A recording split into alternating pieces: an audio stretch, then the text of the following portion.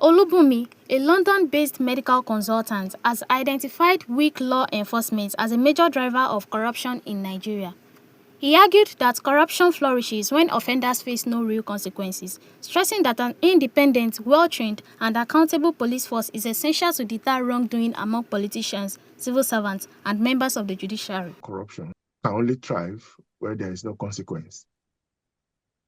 Of course, even if we still have consequence, because there are thieves everywhere. There are people that manipulate books everywhere, all over the world. Every country has them. But the question is, if you are found to have misappropriated government funds in UK, you pay for it. The police will be after you. They will investigate you, you get arrested, you get prosecuted.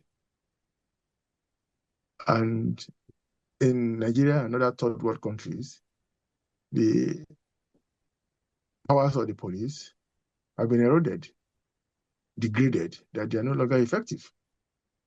They are only effective against the man that steal a piece of yam on the market. That's the one that can be arrested and prosecuted.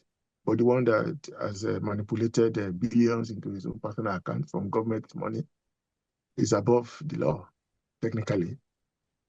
And I think some policies of previous government has weakened the Nigerian police force, which is, what I'm saying is that for us to resolve the issue of corruption effectively as a society, corruption cannot be eliminated. It can only be reduced and minimized. And effective criminal justice system consequences are put in place. The moment we allow the independent police force to do their job, well-trained police force, accountable police force, you will find out that the judge will be afraid to collect bribe because he knows that the police are going to investigate him.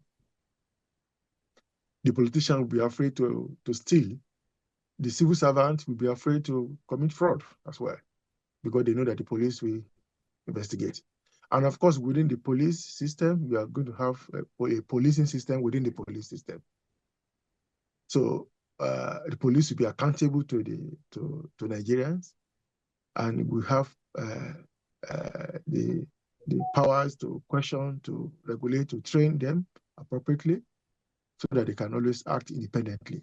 He criticized the current operations of agencies such as the Economic and Financial Crimes Commission, EFCC, and the Independent Corrupt Practices Commission, ICPC, claiming they often target political opponents instead of addressing corruption impartially. Police force in Nigeria has collapsed, and that's why there's so much corruption in the land. There's no police in Nigeria. That's why, and until we go back and correct that, it's a waste of time. Because practically, we have EFCC, we have ICPC. What are they doing? They are, in my view, the ICPC, EFCC, they are only focused on the enemies of God, the government of the day. And if you look back historically, since EFCC was created, how many EFCC chairperson has survived to the next administration?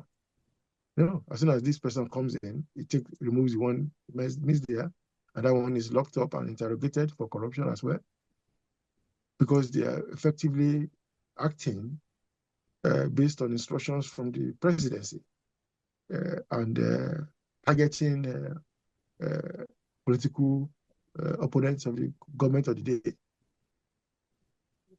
rendering the police ineffective. So we need to go back to fundamentals. Make sure we have an strong independent police force that is answerable to Nigerians and not answerable to the government of the day. According to him, meaningful progress in tackling corruption will be only possible if the Nigeria police force is reformed, strengthened, and made truly independent. Victory Adegbite reporting for Puff TV. People of the Fountain.